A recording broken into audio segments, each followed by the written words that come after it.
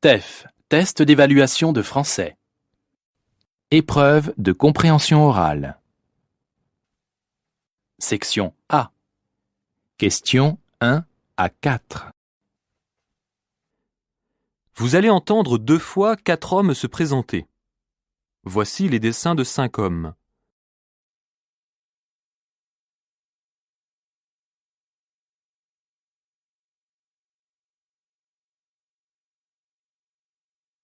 Écoutez l'enregistrement et indiquez à quel dessin correspond chaque homme. Attention, il y a 5 dessins pour seulement 4 hommes mentionnés. Première écoute. Homme 1, Je m'appelle Denis. Je suis jardinier. Je suis grand, brun et j'ai 26 ans. homme 2. Je suis dentiste et je m'appelle Pierre. Je ne suis pas très grand et ma femme me dit que je suis beaucoup trop gros. J'ai 55 ans. Homme 3. Je m'appelle Karim. J'ai 34 ans. Je suis grand, mince et j'ai les cheveux châtains. Je suis professeur d'espagnol. Homme 4. Je m'appelle Marco, je suis pianiste. J'ai 45 ans. Je suis de taille moyenne et blond. Enfin, je n'ai plus beaucoup de cheveux.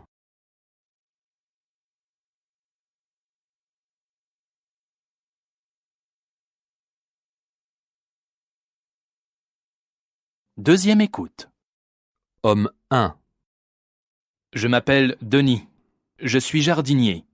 Je suis grand, brun et j'ai 26 ans. Homme 2. Je suis dentiste et je m'appelle Pierre. Je ne suis pas très grand et ma femme me dit que je suis beaucoup trop gros. J'ai 55 ans. Homme 3. Je m'appelle Karim. J'ai 34 ans. Je suis grand, mince et j'ai les cheveux châtains. Je suis professeur d'espagnol. Homme 4. Je m'appelle Marco, je suis pianiste. J'ai 45 ans. Je suis de taille moyenne et blond. Enfin, je n'ai plus beaucoup de cheveux.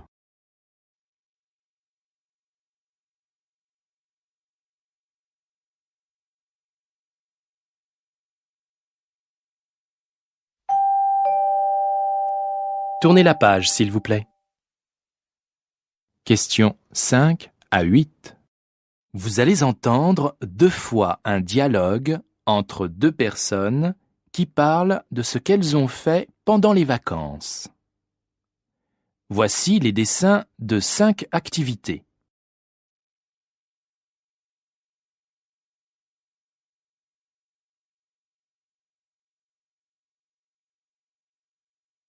Écoutez l'enregistrement et indiquez à quel dessin correspond chaque activité décrite.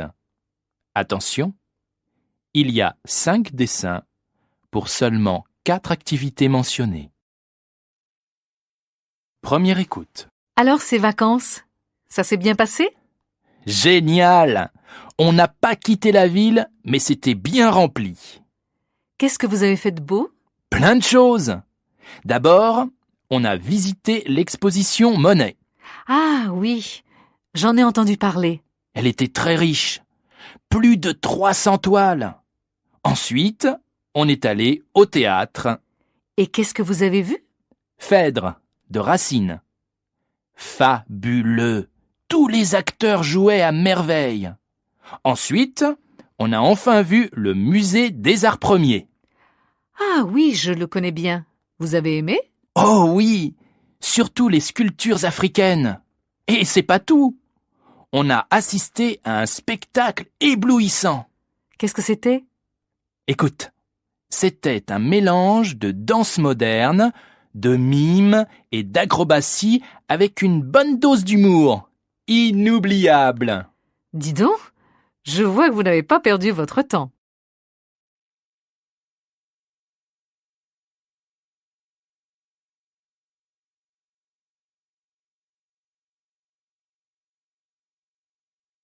Deuxième écoute. Alors ces vacances, ça s'est bien passé? Génial! On n'a pas quitté la ville, mais c'était bien rempli. Qu'est-ce que vous avez fait de beau? Plein de choses. D'abord, on a visité l'exposition Monet. Ah oui, j'en ai entendu parler. Elle était très riche. Plus de 300 toiles. Ensuite, on est allé au théâtre. Et qu'est-ce que vous avez vu? Phèdre, de Racine. Fabuleux. Tous les acteurs jouaient à merveille. Ensuite, on a enfin vu le musée des Arts Premiers. Ah oui, je le connais bien. Vous avez aimé? Oh oui, surtout les sculptures africaines. Et c'est pas tout. On a assisté à un spectacle éblouissant. Qu'est-ce que c'était? Écoute, c'était un mélange de danse moderne, de mime et d'acrobatie avec une bonne dose d'humour. Inoubliable. Dis donc, je vois que vous n'avez pas perdu votre temps.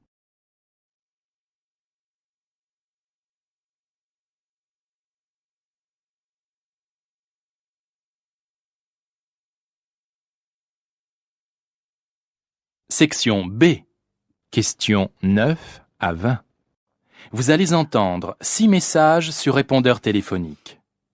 Indiquez pour chaque message s'il a un caractère familial, amical, professionnel ou publicitaire, en cochant A, B, C ou D. Exemple, vous entendez le message suivant. Salut Manu, c'est Anne. Pour le cinéma vendredi soir, on se retrouve comme prévu devant à 20h. Rappelle-moi si tu as un problème. À demain. A, familial, B, amical, C, professionnel, D, publicitaire. Vous devez cocher B. Écoutez les messages et répondez aux questions. Message 1. Question 9. Jacques, bonsoir, c'est Anne. Bon, j'ai quelque chose à te demander. Tu sais que je dois déménager dans une semaine. Alors, si tu es libre, tu pourrais me donner un coup de main? Je te rappelle plus tard. Je t'embrasse.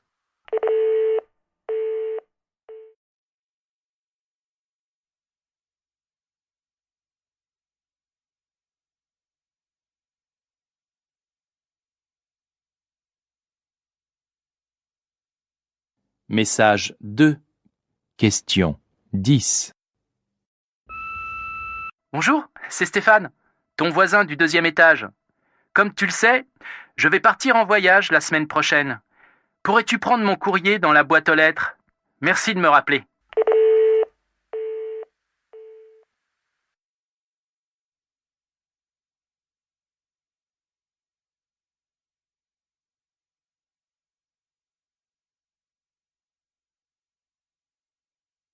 Message 3. Question 11. Bonjour monsieur, c'est la secrétaire de monsieur Durand. Je vous appelle à propos de la réunion de mardi dernier. J'ai bien reçu votre compte-rendu, mais il manque plusieurs pages, à savoir les 3 dernières. Pourriez-vous me les envoyer par fax ou par mail avant jeudi prochain? Merci beaucoup, au revoir.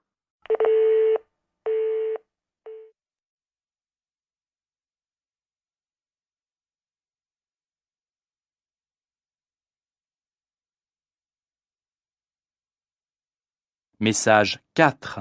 Question 12. Bonjour Anne, c'est Sam. On organise une fête pour les 80 ans de Papy le 10 décembre.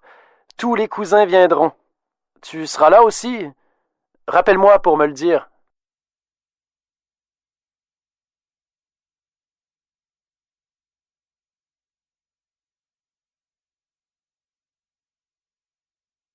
Message 5.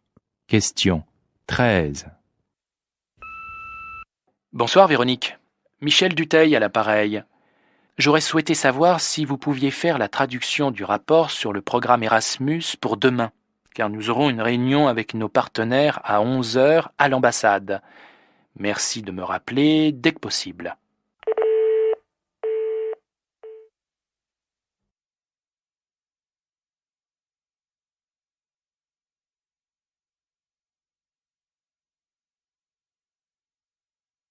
Message 6.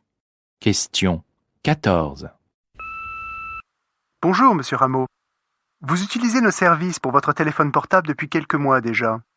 Et le nouveau forfait que nous proposons vous intéressera certainement. Passez nous voir, vous ne le regretterez pas.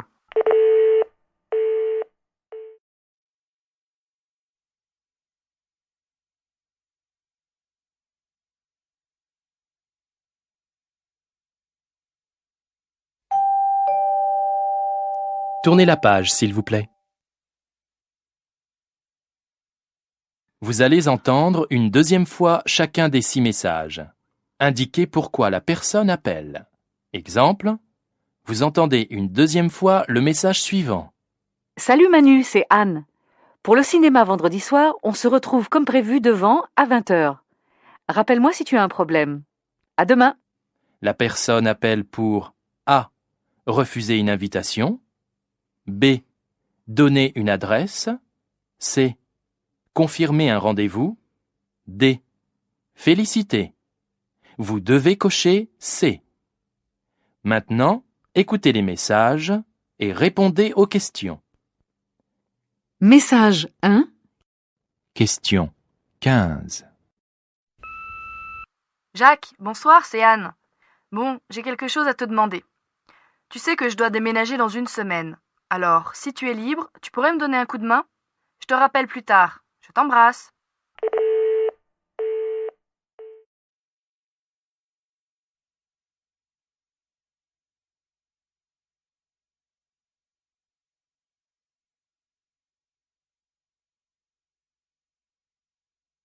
Message 2.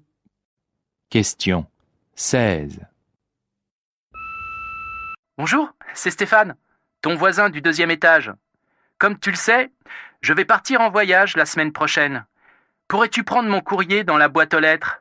Merci de me rappeler.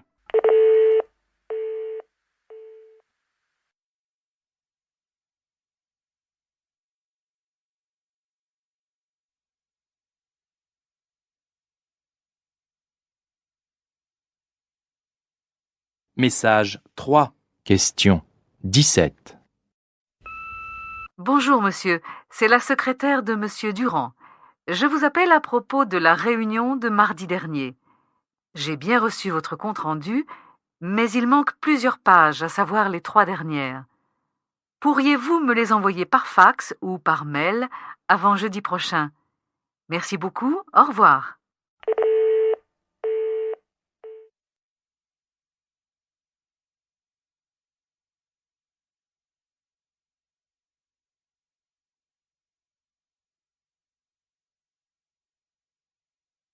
Message 4.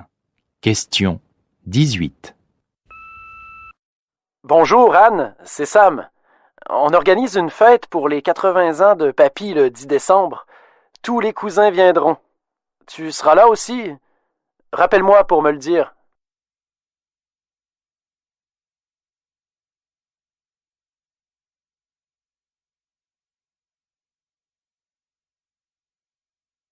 Message 5. Question 19. Bonsoir Véronique. Michel Dutheil à l'appareil. J'aurais souhaité savoir si vous pouviez faire la traduction du rapport sur le programme Erasmus pour demain, car nous aurons une réunion avec nos partenaires à 11h à l'ambassade. Merci de me rappeler dès que possible.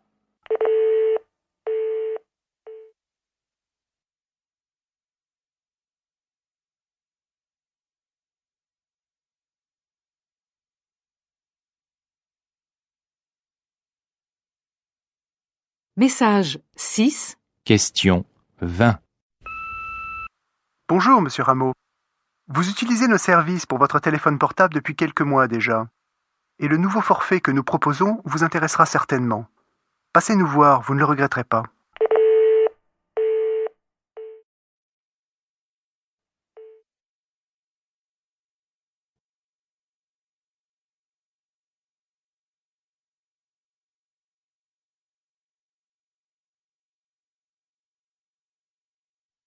Question 21 à 28. Vous allez entendre 4 messages enregistrés dans un lieu public. Attention, vous n'entendrez chaque message qu'une fois. Lisez les questions correspondant à chaque message. Écoutez le message et répondez aux questions. Message 1, questions 21 et 22. Lisez les questions.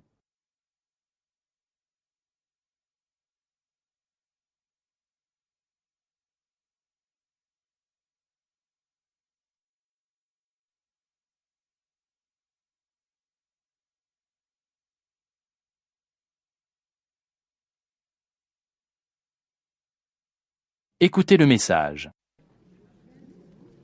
Nous vous informons que la seconde partie de la représentation va commencer. Nous vous prions de bien vouloir vous asseoir et de garder le silence pour l'entrée des comédiens sur scène.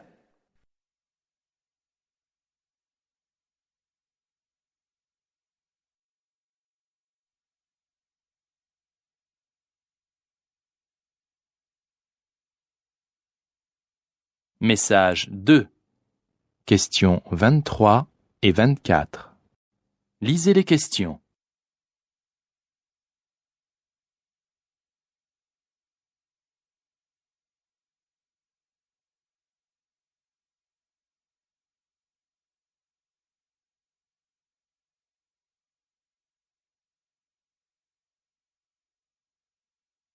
Écoutez le message. En raison d'un contrôle technique de dernière minute, la mise à quai du train Thalys à destination de Liège, départ initialement prévu à 7h52, se fera dans une vingtaine de minutes. Nous vous prions de bien vouloir nous excuser.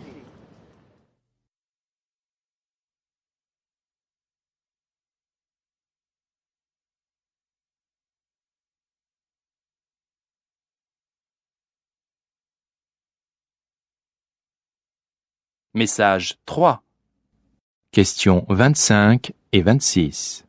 Lisez les questions.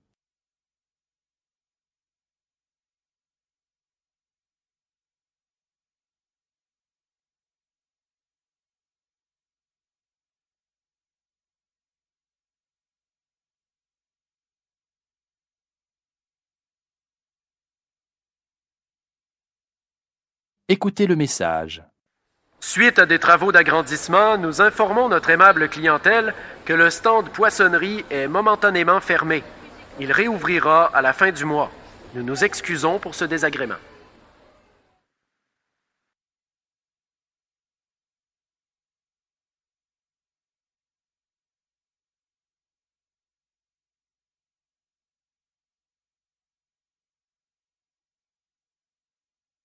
Message 4, questions 27 et 28. Lisez les questions.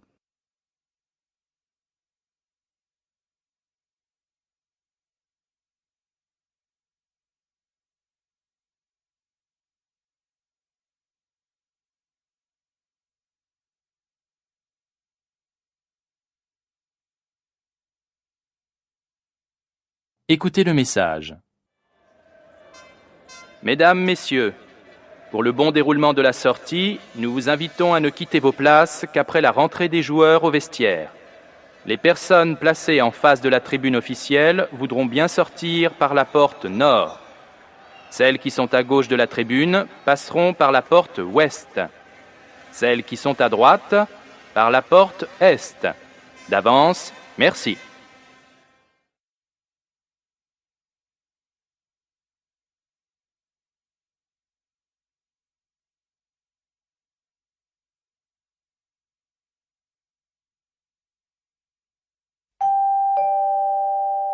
Tournez la page, s'il vous plaît. Questions 29 à 34. Vous allez entendre 6 informations courtes extraites d'un journal radiophonique. Attention, vous n'entendrez chaque information qu'une fois. Indiquez la rubrique correspondant à chacune de ces informations. Information 1. Question 29. 15 ans après leur dernier succès, le chanteur du groupe Malika remonte sur scène en solo avec un nouvel album et commence une tournée dans toute l'Europe.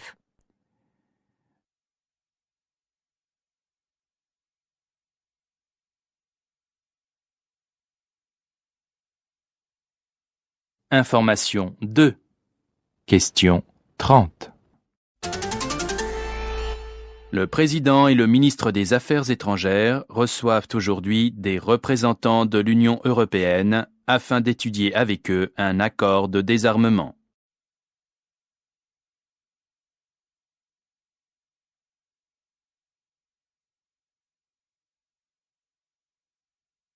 Information 3. Question 31. Une étude qui n'est pas de saison, vu les températures polaires qui se sont abattues ces temps-ci sur l'Hexagone. Le bulletin épidémiologique publie aujourd'hui une enquête soulignant qu'en dépit des campagnes de prévention, les Français méconnaissent les dangers des rayons ultraviolets sur l'organisme.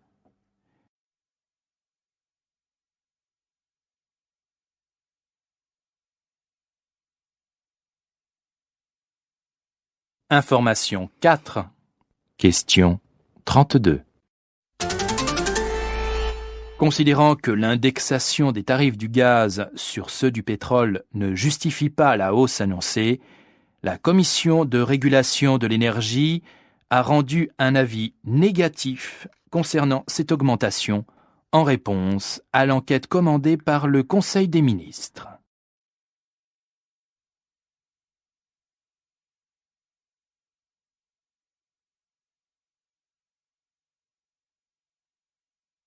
Information 5. Question 33. L'association Paris Rando Vélo organise tous les vendredis des randonnées à vélo. Le départ est à 22h de la mairie du 13e, avec le retour à minuit. Il est possible de louer des vélos sur place.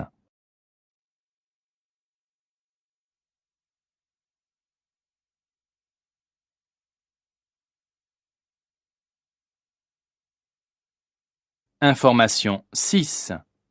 Question 34.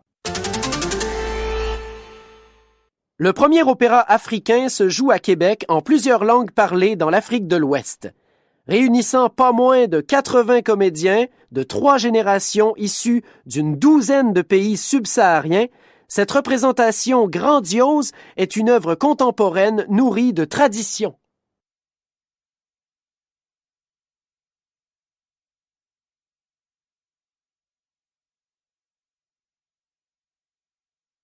Section C.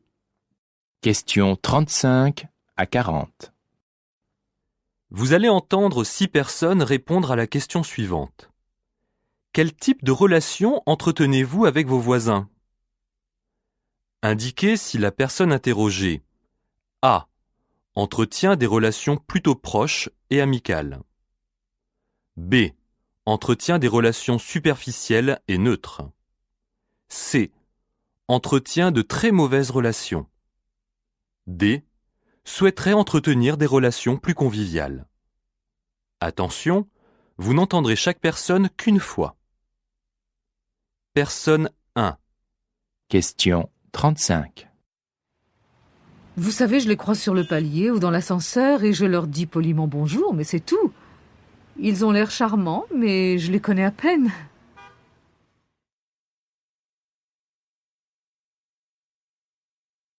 Personne 2.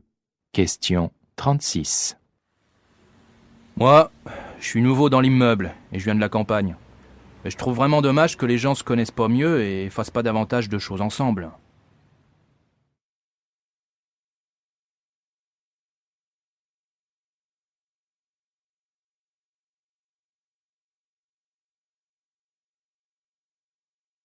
Personne 3. Question 37. Ne m'en parlez pas. Ils sont bruyants, ils reçoivent tout le temps des amis et ils font du bruit tard le soir, sans parler des odeurs de cuisine. Ils pourraient au moins prévenir, hein. Personne 4. Question 38. On s'entend très bien. Quand j'ai emménagé, je suis allé les voir pour me présenter et depuis, on se rend des petits services, comme par exemple arroser les plantes, donner à manger aux chats. Non, vraiment, on s'entend bien.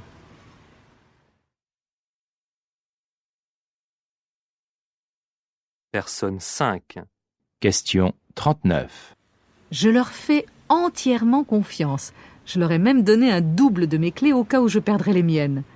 Ce sont des personnes âgées et quand je peux, je fais leurs courses. Personne 6. Question 40. Mes voisins? Je les connais pas. Vous savez, l'anonymat peut avoir des avantages, mais il présente aussi des inconvénients, c'est certain.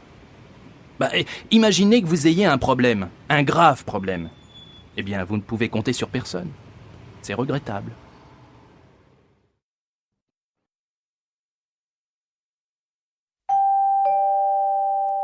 Tournez la page, s'il vous plaît. Questions 41 à 50. Vous allez entendre 2 fois 3 longs messages. Pour chaque message, lisez d'abord les questions. Écoutez une première fois l'enregistrement et commencez à répondre. Écoutez une deuxième fois les messages et complétez vos réponses. Message 1. Questions 41 à 43. Lisez les questions.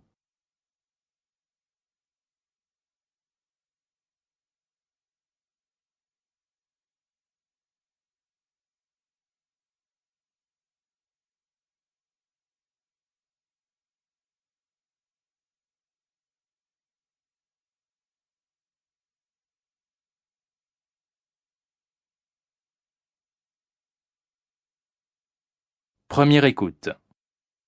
Laurence Brunelli, parlez-nous de votre métier de bibliothécaire. Je travaille dans cette bibliothèque depuis 1989. Je renseigne les lecteurs, je participe au choix des ouvrages, je ne rechigne pas à porter des objets lourds. J'ai toujours été passionnée par les livres. Ce qui me plaît, c'est informer les lecteurs, répondre à des questions pointues. C'est votre premier emploi? Non. Avant, j'ai travaillé à la bibliothèque administrative de l'Hôtel de Ville de Paris, pendant 15 ans. Le public était composé d'élus et de chercheurs, et il était plutôt élitiste. Je préfère la bibliothèque où je travaille maintenant. Et comment vous êtes arrivé là? Je suis entrée comme employée à la mairie de Paris il y a 22 ans, après avoir étudié l'anglais pendant 3 ans. Un peu plus tard, j'ai passé un concours pour devenir titulaire. J'ai été bibliothécaire adjointe, et maintenant je suis adjointe principale. Finalement, je n'ai pas besoin de parler anglais dans mon travail, et je trouve ça dommage. Le salaire est intéressant dans cette profession? Je gagne 1 800 € par mois.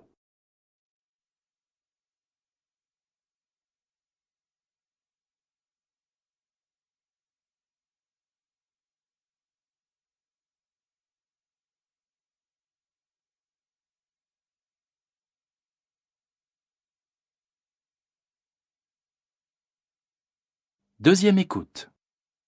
Laurence Brunelli, parlez-nous de votre métier de bibliothécaire. Je travaille dans cette bibliothèque depuis 1989. Je renseigne les lecteurs, je participe au choix des ouvrages, je ne rechigne pas à porter des objets lourds. J'ai toujours été passionnée par les livres. Ce qui me plaît, c'est informer les lecteurs, répondre à des questions pointues. C'est votre premier emploi? Non. Avant, j'ai travaillé à la bibliothèque administrative de l'Hôtel de Ville de Paris, pendant 15 ans. Le public était composé d'élus et de chercheurs, et il était plutôt élitiste. Je préfère la bibliothèque où je travaille maintenant. Et comment vous êtes arrivé là? Je suis entrée comme employée à la mairie de Paris il y a 22 ans, après avoir étudié l'anglais pendant 3 ans. Un peu plus tard, j'ai passé un concours pour devenir titulaire.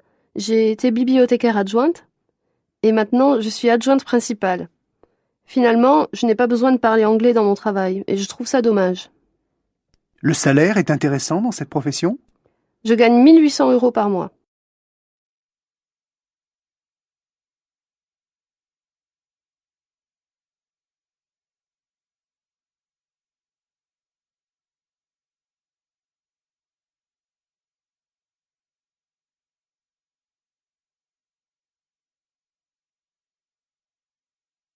Message 2. Questions 44 à 46. Lisez les questions.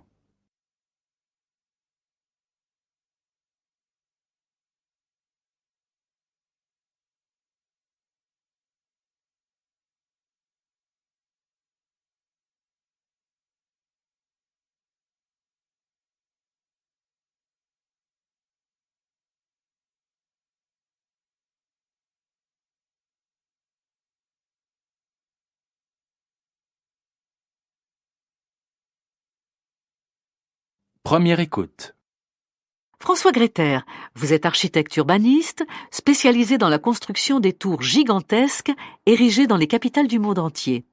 Le débat sur l'avenir que représentent ces tours est très vif en ce moment. Quelle est votre position ? Je trouve que ce débat tourne à vide. La question ne se pose pas de manière abstraite, mais dans le contexte vivant de la ville. Je refuse de me prononcer pour ou contre les tours. Leur premier avantage vu de l'extérieur est qu'elles marquent un repère dans le paysage. Et de l'intérieur, elles offrent des vues sur la ville. L'avantage foncier est moins évident. Si leur emprise au sol est réduite, elles demandent aussi un certain dégagement. Ceci ferait partie des désavantages ? Difficile d'affirmer que les tours sont forcément une catastrophe environnementale. Tout dépend de leur contenu, bureau ou logement, et de leur conception. Même si leur surface pose des problèmes d'isolation, actuellement, on innove dans le développement durable. Comment expliquez-vous les réticences des gens à y habiter ? Je crois qu'ils se trompent. Ici, on les assimile aux anciens logements sociaux mal construits, mais si l'on interrogeait les habitants actuels des tours de meilleure qualité, on aurait un avis plus positif.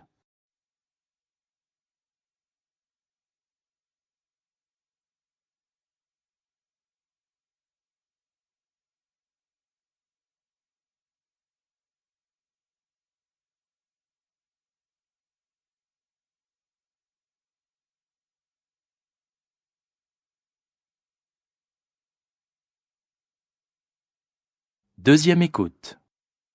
François Gréter, vous êtes architecte urbaniste, spécialisé dans la construction des tours gigantesques érigées dans les capitales du monde entier.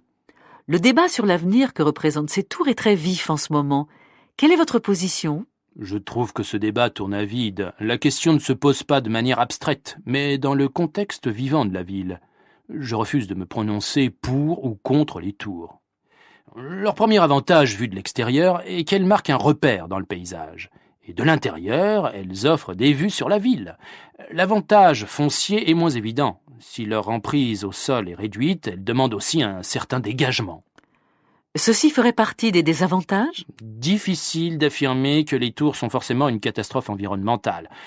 Tout dépend de leur contenu, bureau ou logement, et de leur conception. Même si leur surface pose des problèmes d'isolation, actuellement, on innove dans le développement durable.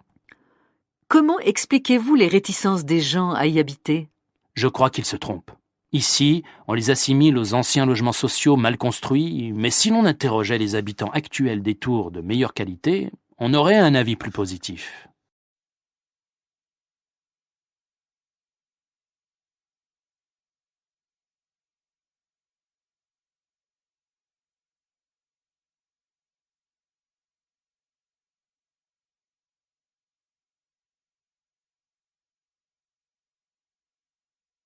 Message 3.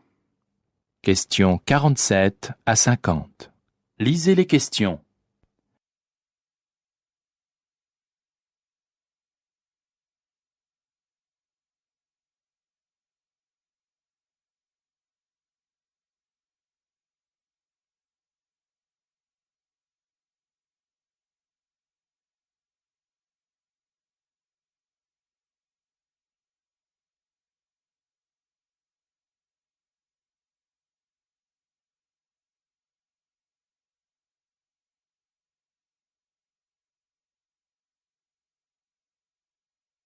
Première écoute. Bernard Ledoux, vous êtes chercheur au Crédoc, spécialiste de la consommation. Tout le monde constate actuellement une ruée vers les magasins pratiquant en permanence les prix bas, même dans les beaux quartiers. Cette tendance est-elle une conséquence de la hausse des prix ? D'une certaine manière, oui. La valse des étiquettes, la tension sur le pouvoir d'achat, la désorientation des consommateurs suite à l'euro ont profité à ces magasins.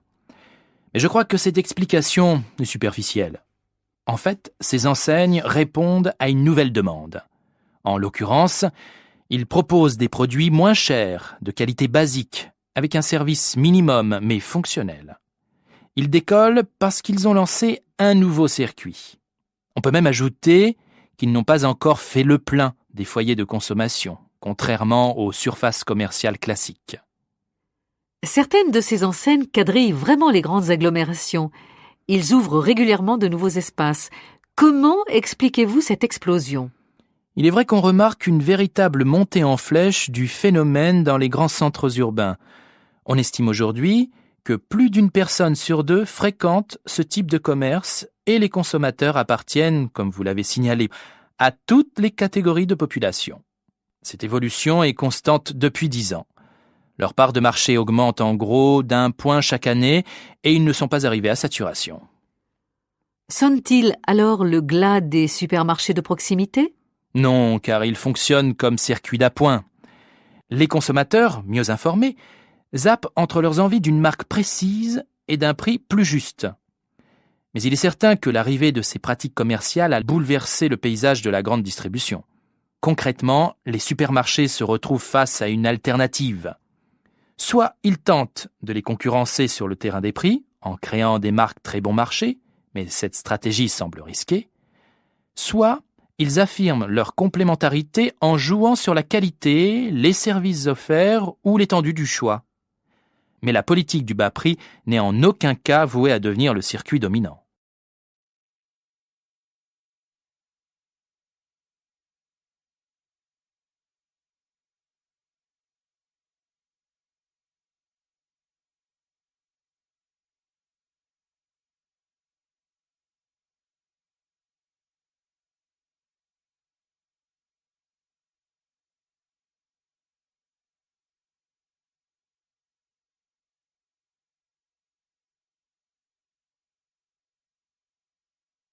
Deuxième écoute. Bernard Ledoux, vous êtes chercheur au Crédoc, spécialiste de la consommation. Tout le monde constate actuellement une ruée vers les magasins pratiquant en permanence les prix bas, même dans les beaux quartiers. Cette tendance est-elle une conséquence de la hausse des prix? D'une certaine manière, oui. La valse des étiquettes, la tension sur le pouvoir d'achat, la désorientation des consommateurs suite à l'euro ont profité à ces magasins. Mais je crois que cette explication est superficielle. En fait, ces enseignes répondent à une nouvelle demande. En l'occurrence, ils proposent des produits moins chers, de qualité basique, avec un service minimum mais fonctionnel. Ils décollent parce qu'ils ont lancé un nouveau circuit. On peut même ajouter qu'ils n'ont pas encore fait le plein des foyers de consommation, contrairement aux surfaces commerciales classiques. Certaines de ces enseignes quadrillent vraiment les grandes agglomérations. Ils ouvrent régulièrement de nouveaux espaces. Comment expliquez-vous cette explosion? Il est vrai qu'on remarque une véritable montée en flèche du phénomène dans les grands centres urbains. On estime aujourd'hui que plus d'une personne sur deux fréquente ce type de commerce et les consommateurs appartiennent, comme vous l'avez signalé, à toutes les catégories de population. Cette évolution est constante depuis 10 ans. Leur part de marché augmente en gros d'1 point chaque année et ils ne sont pas arrivés à saturation. Sonne-t-il alors le glas des supermarchés de proximité? Non, car ils fonctionnent comme circuits d'appoint. Les consommateurs, mieux informés, zappent entre leurs envies d'une marque précise et d'un prix plus juste. Mais il est certain que l'arrivée de ces pratiques commerciales a bouleversé le paysage de la grande distribution. Concrètement, les supermarchés se retrouvent face à une alternative. Soit ils tentent de les concurrencer sur le terrain des prix, en créant des marques très bon marché, mais cette stratégie semble risquée, soit ils affirment leur complémentarité en jouant sur la qualité, les services offerts ou l'étendue du choix. Mais la politique du bas prix n'est en aucun cas vouée à devenir le circuit dominant.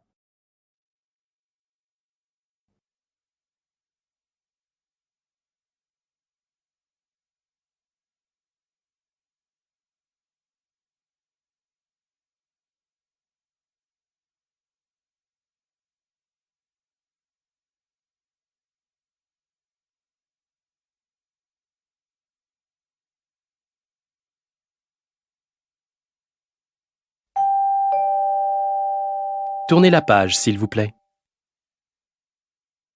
Section D, questions 51 à 60. Vous allez entendre 10 phrases très courtes. Attention, vous n'entendrez chaque phrase qu'une fois. Indiquez si la phrase que vous lisez correspond à la phrase que vous entendez. Exemple, vous entendez, Il a bouché la bouteille. vous lisez, Il a bougé la bouteille. A. Oui. B. Non. Vous devez cocher B.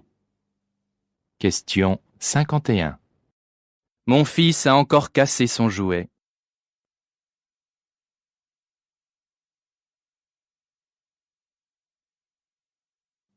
Question 52. Je crois qu'ils sont 3 enfants.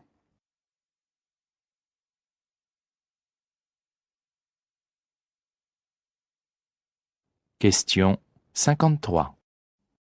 Tu la loues?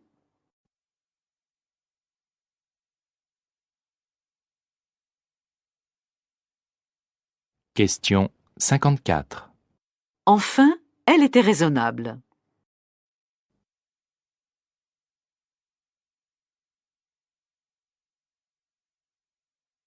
Question 55. Est-ce que vous pouvez faire le plein, s'il vous plaît?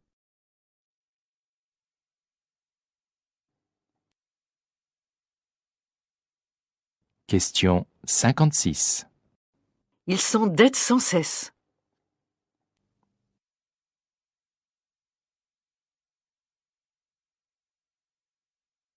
Question 57. Il voudrait 2 cafés.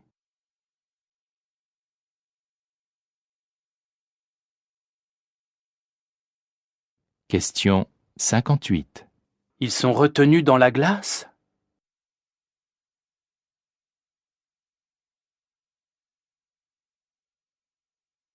Question 59. Ils changent souvent d'avis.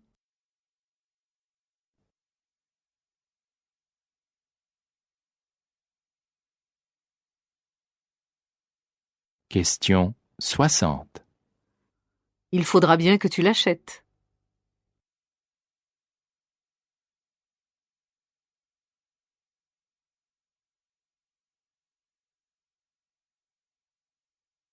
Fin de l'épreuve de compréhension orale.